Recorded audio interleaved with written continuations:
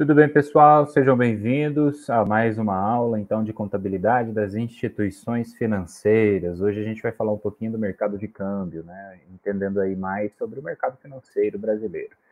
Bom, nós vimos então os 4 tipos ou segmentos de mercados, né? E hoje a gente fala do câmbio, entendendo aí como parte deste grande mercado. Por fim, a gente vai falar de outras unidades também, detalhando um pouco mais, como eu já expliquei para vocês, sobre a parte de seguros, a ideia de capitalização, a própria previdência privada e o mercado monetário com as políticas cambiais. Aqui a gente vai falar do mercado de câmbio no sentido da compra e venda das moedas estrangeiras, né? Então, câmbio significa isso, troca, né? A compra, a venda, a troca de valores em moedas de outros países ou até mesmo papéis que representem essas moedas, né? Então, a gente costuma dizer que o câmbio, nesse sentido do mercado financeiro, é a troca de uma moeda de um país pela de outro. No Brasil, ele é regido pela Resolução 3.568 do Banco Central do Brasil. O mercado de câmbio nada mais é do que a definição dada para um conjunto de operações dessas trocas, ajustados ali entre o que a gente chama de operador e o cliente, ou entre os operadores, né, estejam eles situados na mesma cidade ou país, ou em cidades e países diferentes.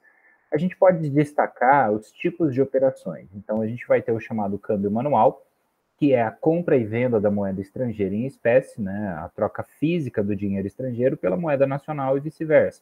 Ele costuma ocorrer muito nas compras e vendas para os turistas, né, quando você vai viajar para o exterior, fora do país, ou vice-versa.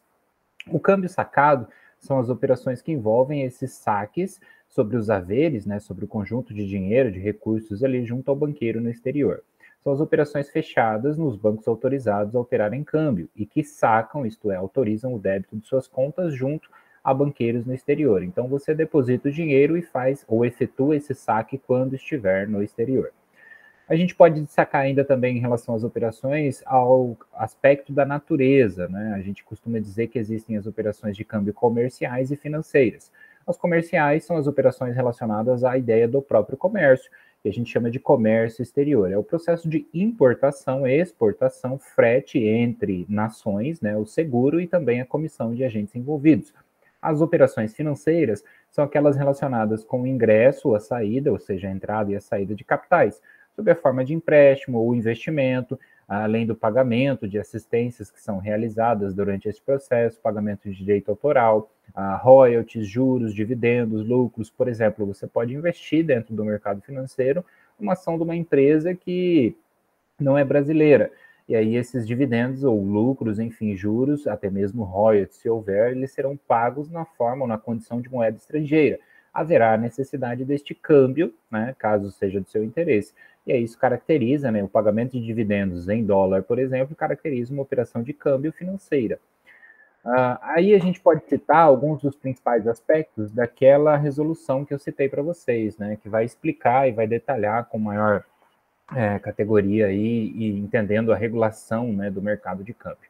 O artigo 3º dela, a gente não vai ver todos, só os principais aqui para contextualizar. Vai dizer assim, olha, estão autorizados a operar no mercado de câmbio, né, as seguintes operações aí, os agentes então.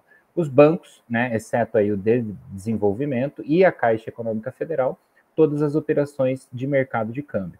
Então, só para explicar, né, todas as operações de mercado de câmbio para os bancos estão autorizados, exceto aqueles bancos especificamente de desenvolvimento. E a Caixa Econômica Federal também fica como exceção a essa regra de poder executar todas as operações por conta da sua característica. Os bancos de desenvolvimento e as sociedades de crédito, financiamento e investimento vão realizar, então, operações específicas autorizadas pelo Banco Central do Brasil. Sociedades corretoras de títulos, valores mobiliários, sociedades distribuidoras desses títulos, né, e valores, e sociedades propriamente ditas corretoras de câmbio, que fazem especificamente isso. A gente pode citar também, assim como a norma, as agências de turismo, né, observado o prazo de validade de autorização. E aqui nós não vamos entrar em muitos detalhes, tá? Mas basicamente elas fazem a compra e venda de moeda estrangeira, seja em espécie, em cheques ou em cheques de viagem, né, relativos a essa atividade em específico. Lá no artigo 8º, a gente também vai ter uma característica interessante. As pessoas físicas e jurídicas podem comprar e vender moeda estrangeira ou realizar transferências internacionais em reais de qualquer natureza, sem limitação de valor, sendo contraparte na operação um agente autorizado, tá? Então, qualquer pessoa pode comprar, por exemplo, uma moeda estrangeira e manter essa moeda sob seu poder, sob sua propriedade, desde que isso seja executado mediante, né, um agente operador aí autorizado pelo Banco Central. O disposto no caput deste artigo, então, vai compreender as compras e vendas por pessoas físicas e jurídicas residentes, né, ou domiciliadas aqui no Brasil para fins de constituição de disponibilidades no exterior e também do seu retorno. Então, quer dizer o quê? Que caso você esteja pensando em viajar, você tem este direito, legalmente falando, de fazer a compra, desde que esta compra seja feita mediada por um agente autorizado, que vai seguir uma série de regras, né, do registro dessa operação. As transferências financeiras relativas às aplicações, aí no caso, por exemplo, das ações, no exterior, por instituições financeiras e outras autorizadas a funcionar, devem observar a regulamentação específica. A gente vai ter também o artigo 17, que vai explicar o seguinte: os agentes autorizados a operar no mercado de câmbio, as empresas responsáveis por essas transferências financeiras decorrentes aí da utilização de cartões de uso internacional. A gente sabe que há muito tempo já, né, as operadoras de cartão de crédito, os bancos propriamente dito, como a gente conhece, eles oferecem esses cartões internacionais.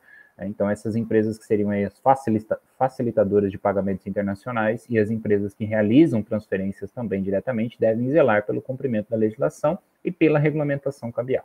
A taxa de câmbio é livremente pactuada no artigo 19 entre os agentes autorizados a operar no mercado de câmbio ou entre estes e os seus clientes. Isso aqui já vai nos remetendo, né, a um segundo aspecto, que é entender esse conceito da taxa de câmbio. A taxa, ela é pactuada nas operações para liquidação pronta ou futura, né, e ela deve refletir aí, no caso, exclusivamente em específico para as operações futuras, o preço da moeda negociada para a data da contratação da operação, né, facultada, no caso das operações de liquidação futura, a estipulação de um prêmio ou bonificação em forma específica definida também pelo Banco Central. A taxa de câmbio pactuada nas operações de câmbio a termo deve espelhar o preço da moeda estrangeira para a data da sua liquidação, né, obedecidas as demais características definidas. A termo significa dizer que aquela operação vai acontecer mediante algumas condições, ok? Então, seria estabelecer ali uma cotação mínima, seria estabelecer alguns outros critérios de acordo com aquele tipo de operação, aquilo que está sendo negociado. A taxa de câmbio, ela nada mais é do que esse preço combinado, né, para o recebimento por um estabelecimento bancário autorizado a operar, tá? Então, ele paga ou ele compra, né? A gente considera o seguinte: esse valor, ele é arbitrado, né, como a gente diz, ele é denominado de cotação. Por isso que essa expressão normalmente é mais usada pelos jornais, enfim, pelos mercados específicos, né, os noticiários específicos deste ramo, para basicamente dizer, olha, existe uma cotação para compra e uma cotação da venda da moeda estrangeira. Então, aí a gente, para entender essa mecânica, precisa se colocar em uma dessas duas pontas, né, em quem está vendendo ou em quem está comprando. A partir dessas diversas cotações, existe ainda um aspecto chamado paridade, que nada mais é do que esse comparativo, né, de uma moeda com a outra. Por exemplo, R$ 1 equivale a $5 naquela determinada data, naquela determinada condição. E existe também um conceito mais específico, mais profundo, que seria a ideia de cross-rate, né, que é cruzar informações para fazer um comparativo entre, por exemplo, três moedas, aplicando-se, é possível até mesmo pela lógica da regra de três, né, enfim, onde se compara, né, se com R$ 1 eu compro $2, por exemplo, eu comparo e observo com quantos dólares eu precisaria para comprar uma moeda canadense, por exemplo. Então, é mais ou menos uma ideia assim. Só que isso é mais interessante para quem já está no mercado, né, para quem já tem uma familiaridade maior com isso. Como nós estamos fazendo uma introdução e entendendo mais ou menos a mecânica de cada um desses mercados, eu peço que vocês se considerem aí e percebam melhor a taxa inicialmente, para a gente poder ter uma dinâmica mais tranquila. Então, taxa de compra, só para reforçar, é a cotação, né, que principalmente aí o operador do câmbio, né, dos bancos autorizados, a gente fala aqui banco, entendendo essas instituições, tá? Utiliza para as operações de compra. Então, basicamente, ele vai pagar um determinado preço. Por exemplo, vou comprar $1 e vou pagar R$ 5. Ok, aí eu determino também uma taxa de venda, né? Pensa comigo, se ele comprar esse único dólar e depois vender esse único dólar pelos mesmos R$ 5, o operador, que é esse agente intermediário, como a gente viu, não ganha. né? Então é necessário que haja uma diferença entre a compra e a venda. E essas taxas dependem, isso a gente chama de spread, né? Como eu já expliquei para vocês. E essas taxas, elas dependem especificamente do interesse do mercado.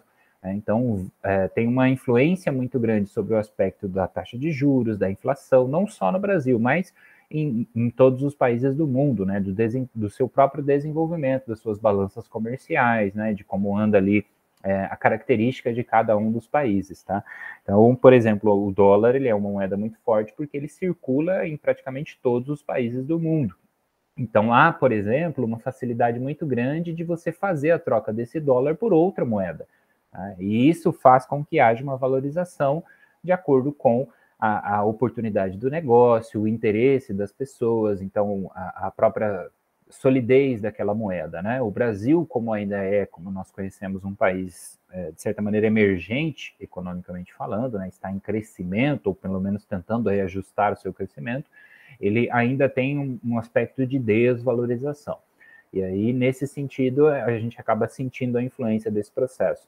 É importante ainda sabermos que no Brasil nós temos o sistema de câmbio flutuante. Isso quer dizer o quê? Que ao invés do governo vir e fixar e dizer que R$ 1 equivale a 0,05 dólares, ele deixa que o próprio mercado faça ali, de acordo com a sua necessidade de compra e venda, o interesse, essa pré-determinação, né? Apenas regulando e estabelecendo algumas políticas mínimas para garantir um certo controle sobre isso. Mas ele não é totalmente autoritário, tá? Ele influencia muito, mas não tem total controle. E aí, dentro desse aspecto, já houve no Brasil anteriormente o pré-estabelecimento ali de bandas, que a gente chama, que seriam margens mínimas e máximas, para garantir também um pouco mais de controle. Hoje isso não é tão adotado. O que se faz é influenciar o próprio câmbio, né, o valor da moeda nacional comparada às moedas estrangeiras, pela ideia da taxa de juros e pela própria inflação. Por que a taxa de juros e a inflação são importantes? Porque elas representam o próprio custo do dinheiro, né? Então, quando a taxa de juros ela sobe, fica mais caro para as empresas, para as pessoas físicas, por exemplo, tomarem novos empréstimos, para realizarem novos investimentos. Isso faz com que a economia desacelere, né? E se a inflação sobe, a gente sabe que as coisas ficam mais caras, em termos bem simples. E isso, na prática, significa que o consumo diminui. E há um efeito cadeia, porque a economia ela está toda interligada, né? Então, uma decisão que é tomada, como nós vimos lá anteriormente, pelo Conselho Monetário, né, acaba influenciando o preço das coisas que você consome no seu dia a dia, da sua alimentação, do seu... A gente está vendo aí essa dinâmica e uma polêmica muito grande sobre o combustível, né? E essa grande variação. Então, quando a gente vai começando a entender essa mecânica, a gente percebe como isso influencia na nossa própria vida pessoal. Então, eu queria que vocês gravassem esses conceitos mais básicos, entendendo, então, e compreendendo justamente esse conceito do spread, porque ele vai ser literalmente o ganho, né, efetuado, ou a realização do lucro para as instituições financeiras quando operarem com o câmbio, comprando ali, no exemplo que eu dei para vocês, gastando R$ 10 para comprar $1, vendendo esse mesmo dólar a R$ 15, por exemplo. A diferença desses 15 para os 10 que foram pagos vai ser o spread. O spread ele precisa também ser contabilizado como forma de receita ali, né, na perspectiva da instituição financeira, no conceito contábil. Tá? Então, mais para frente a gente vai praticar, né, alguns desses tipos de operações, e aí entendam vocês que o conceito do câmbio flutuante faz com que a gente precise acompanhar, entender as perspectivas de mercado, ver que não é uma única decisão que acaba modificando todo o panorama, né? É um conjunto de decisões, expectativas, do cumprimento de promessas, por exemplo, né, de compromissos assumidos, para usar uma expressão mais clara, e aí, às vezes, quando esses compromissos não são cumpridos em determinados prazos ou de acordo com o que foi estabelecido, existe um nível de confiança ou desconfiança, né? E a variação da taxa de juros e da inflação dependem também deste processo, tá? Então, o câmbio nada mais é do que isso, a troca de uma moeda, né? Entenda aí a nossa moeda nacional por uma moeda estrangeira. Isso não necessariamente precisa ser, né, no papel moeda, mas podem ser títulos também, como nós vimos de exemplo, ok? Então, a aula de hoje era só para dar um contexto, né, iniciar esse estudo para que vocês pudessem ter uma dinâmica um pouco mais tranquila, para quem não sabe muita coisa ainda, e no futuro a gente continua estudando, então, falando um pouco mais sobre os outros mercados. A seguir, então, na próxima aula, a gente vai falar um pouco mais especificamente, né, do mercado de seguros para entender um pouquinho mais como essas instituições acabam recebendo aí os seus recursos e como isso é visto pela contabilidade. Beleza? Obrigado pela atenção desde já. Vejo vocês na nossa próxima aula.